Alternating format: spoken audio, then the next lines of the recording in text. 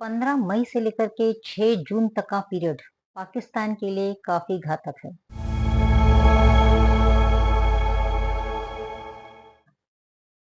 क्या इस समय जो स्थितियां बनी हुई है उससे आपको लग रहा है कि युद्ध होगा? सबसे पहले हम पाकिस्तान तथा भारत के दोनों की चार्ट का एनालिसिस करेंगे कि क्या इनमें युद्ध जैसी स्थितियां या दशाएं बनी हुई है। सबसे पहले हम लेते हैं पाकिस्तान का चार्ट। पाकिस्तान का चार्ट मेष लगन का है तथा वहां पर लग्नेश मंगल थर्ड हाउस में चंद्रमा के साथ है तथा 4 ग्रह चतुर्थ हाउस में है, बृहस्पति सेवंथ हाउस में है, 2-8 एक्सिस पर राहु केतु है। तो इस प्रकार जो पाकिस्तान का जो चार्ट है वहां पर चौथे हाउस में षष्ठेश तथा सप्तमेश की युति है और इस समय जो पाकिस्तान की दशा चल रही है वह है शुक्र में बुध की। तो यहाँ पर और जो गोचर चल रहा है पाकिस्तान का चौथे हाउस में नीच के मंगल का है। तो यहाँ पर पाकिस्तान के लिए काफी डिफिकल्ट पीरियड बन रहा है। शुक्र सप्तमेश होकर के वार को दिखाता है, षष्ठेश के साथ इन्वॉल्व है, तो यहाँ पर कहीं ना कहीं परेशानियां दिख रही है। यदि पाकिस्तान युद्ध में इन्वॉल्व होता है तो पुनः पाकिस्तान के टुकड़े होंगे। चौथे हाउस में नीच के मंगल का गोचर तथा बुध और शुक्र की जो महादशा और अंतरदशा चल रही है वह यह इंडिकेट कर रही है कि कहीं ना कहीं पाकिस्तान के टुकड़े होने की संभावनाएं बन रही है। शनि तथा राहु का गोचर पाकिस्तान के 12वें हाउस पर है, तो यहाँ पर पाकिस्तान की काफी दयनीय स्थिति को यह दिखा रहा है। 15 मई से लेकर के 6 जून तक का समय पाकिस्तान के लिए काफी घातक है। अब हम भारत का चार्ट देखते हैं कि भारत क्या युद्ध में इन्वॉल्व होने की स्थिति में है। भारत का चार्ट वृषभ लगन का चार्ट है तथा यहाँ पर चंद्रमा बुध शनि शुक्र और सूर्य थर्ड हाउस में है, सेकंड हाउस में मंगल है तथा छठे घर में बृहस्पति है, राहु लग्न में है, सेवंथ हाउस में केतु है। भारत को इस समय जो दशा चल रही है वह चंद्रमा में सूर्य की है। दशा छिद्र कहते हैं कि चंद्रमा की दशा खत्म होने वाली है और लास्ट उसका अंतर चल रहा है चंद्रमा में सूर्य का। सितंबर से मंगल की दशा में भारत प्रवेश कर जाएगा।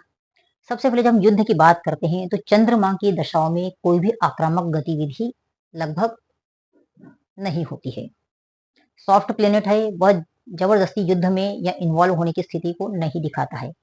सॉफ्ट प्लेनेट होने की वजह से यह कहीं ना कहीं डेयरिंगनेस इसमें कमी रहती है, हमेशा भावनाओं को लेकर के चलता है। तो जब चंद्रमा की महादेश दशा होती है तो जातक के लिए और देश के लिए भी यह कहीं ना कहीं सॉफ्ट तरीके से चीजों को हैंडल करता है। मंगल की दशा सितंबर से शुरू हो रही है, तो भारत में जो दशाओं का चल रहा है वह कहीं ना कहीं फिलहाल युद्ध की स्थिति में भारत अपने आप को नहीं दिखा रहा है।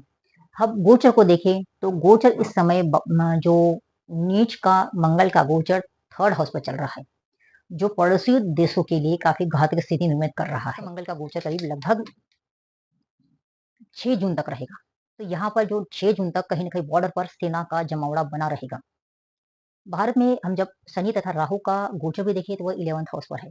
11th हाउस नए कानून कानून बनाने का है, संविधान को बदलने के लिए जो उलटफेर होता है उन चीजों को दिखाता है। तो यहाँ पर कहीं ना कहीं बड़ा संशोधन होने की ओर भी इंगित करता है भारत का चार्ट। यहाँ पर जो गोचर चल रहा है भारत के चार्ट में और दशाओं का जो पैटर्न बन रहा है वह दशा क्षेत्र में है और गोचर की वजह से यहाँ पर आतंकवादी घटनाएं और आदि चीजें दशा क्षेत्र में हो सकती है। और दशा क्षेत्र का जो संबंध बन रहा है वह है सूर्य जो अंतरदशा है और थर्ड लॉर्ड चंद्रमा की दशा है, तो थर्ड और फोर्थ का संबंध आपस में बना हुआ है कुंडली में भी तथा दशाओं में भी आ रहा है और उन पर मंगल का गोचर है। तो यहाँ पर कहीं ना कहीं जनता भी परेशान हो रही है कई अन्य कारणों से। साथ में आतंकवादी गतिविधियों की वजह से जो घटना पहलगांव में हुई है वह भी नीच के मंगल की वजह से और शनि तथा राहु का क्लोज डिग्री पर गोचर था, जैसा कि हम पहले बता चुके थे कि इस समय कुछ खराब होने के संकेत ग्रह दे रहे थे। अब ये तो भारत तथा पाकिस्तान का चार्ट हुआ। अमावस्या का चार्ट क्या संकेत दे रहा है कि इस समय भारत किस प्रकार की नीतियां लेकर के आगे बढ़ रहा है। तो जो हम न्यू मून चार्ट देखते हैं वह मकर लगन का बन रहा है।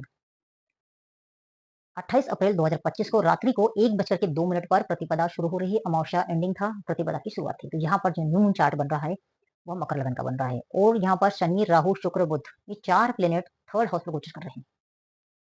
सूर्य तथा चंद्रमा का गोचर चतुर्थ हाउस पर है और गुरु पंचम हाउस पर गोचर कर रहा है, मंगल सप्तम हाउस पर गोचर कर रहा है। तो यहाँ पर यदि युद्ध होता है तो उसके लिए न्यू मून चार्ट में एक प्रॉमिस होता है कि चंद्रमा तथा सूर्य दोनों पीड़ित होना चाहिए। तो यहाँ पर दोनों पीड़ित नहीं है। न्यू मून चार्ट में वो हमेशा साथ में रहेंगे। उनका मंगल या शनि से, केतु के साथ या राहु के साथ युद्ध में या दृष्टि में आना चाहिए। तो यहाँ पर ये चीजें नहीं है। तो यहाँ पर ये युद्ध की स्थिति को कहीं न कहीं शिफ्ट करते हुए दिखा रहा है। दूसरा हम देखते हैं कि मंगल को। मंगल सप्तम हाउस पर नीच के होकर के गोचर कर रहे हैं, पीड़ित नहीं है। यहाँ पर सप्तम हाउस पीड़ा में नहीं है, नीच के मंगल के साथ है। तो कहीं न कहीं यहाँ वॉर को एक डिले दिख रहा है, पावर या आक्रामक रोल नहीं आ रहा है। हालाँकि तैयारी पूरी बनी हुई है। मंगल सप्तम पर गोचर कर रहा है, तो कहीं न कहीं यह स्थिति ऐसी निर्मित कर रहा है कि युद्ध जैसे हालात, युद्ध में भारत आगे बढ़ सकता है, पर युद्ध नहीं होगा। अब हम देखते हैं कि थर्ड हाउस पर लग्नेश दशमेश की युति बनी है, तो ये क्या कह रही है? थर्ड हाउस में शनि, राहु, शुक्र, बुध की युति युद्ध की बजाय बॉर्डर पर कूटनीतिक जीत को इंगित कर रही है। यह योग यह इंगित कर रहा है कि सरकार एक तीर से कई निशाने लगाने वाली है। पुनः आतंकवादी गतिविधियों को भी इंगित कर रहा है तथा साथ में कहीं न कहीं नियंत्रण की स्थिति बनी हुई है। चतुर्थ हाउस प्राकृतिक आपदाओं को दिखाता है, महामारी को दिखाता है। तो यहाँ पर ये चीजें बनी हुई हैं। अब हम यदि अपोजिशन को देखें, तो इस समय अपोजिशन में सेवंथ हाउस पर नीच का मंगल गोचर कर रहा है। तो अपोजिशन का पावर यहाँ पे कहीं न कहीं बहुत डाउन दिख रहा है। वो कहीं न कहीं सरकार के साथ ही सुर मिलाते हुए दिख रहा है। जनता की परेशानियों को देखें, तो यहाँ मुश्किलें दिख रही हैं। चंद्र शुक्र के नक्षत्र में हो है, जो चंद्रमा से द्वादश भाव में है, तथा लग्न उत्तरा आषाढ़ा नक्षत्र में है, जो सूर्य के नक्षत्र में है, जो कि इस कुंडली का अष्टमेश है, चतुर्थ भाव में स्थित है। तो यहाँ पर कहीं न कहीं आक्रामक स्थितियां निर्मित हो रही है। वहीं राहु तथा शनि के मध्य भी 1 डिग्री से कम का अंतर है। शुक्र तथा शनि के मध्य में भी 1 डिग्री से कम का अंतर है। इस प्रकार कहीं न कहीं ग्रह युद्ध में शुक्र और शनि भी इन्वॉल्व है। तो यहाँ पर शुक्र शनि मित्र ग्रह है और युद्ध में इन्वॉल्व है, तो ये कहीं न कहीं एक बॉर्डर पर युद्ध जैसे हालात में भारत को ले जाने की तैयारी को दिखाता है, परंतु अन्य प्रॉमिस नहीं होने की वजह से यहाँ पर युद्ध जैसे हालात रहेंगे, तो युद्ध नहीं होगा। अभी फिलहाल चंद्रमा की दशा में युद्ध होते हुए नहीं दिख रहा है। जैसे ही भारत के चार्ट में मंगल की दशा शुरू होती है और गोचर यदि खराब आता है, तो यहाँ पर कहीं न कहीं प्रॉब्लम दिख रही है। दोस्तों, इस प्रकार जैसे हमने न्यू मून चार्ट तथा भारत पाकिस्तान के चार्ट से देखने का प्रयास किया कि क्या युद्ध होगा या नहीं होगा, या फिर सिर्फ युद्ध जैसे हालात बने रहेंगे। ये तो रहा चार्ट का विश्लेषण, न्यू मून चार्ट पाकिस्तान तथा भारत के चार्ट का। आज के लिए इतना ही, फिर अन्य किसी वीडियो के साथ फिर मिलेंगे। जब तक के लिए धन्यवाद।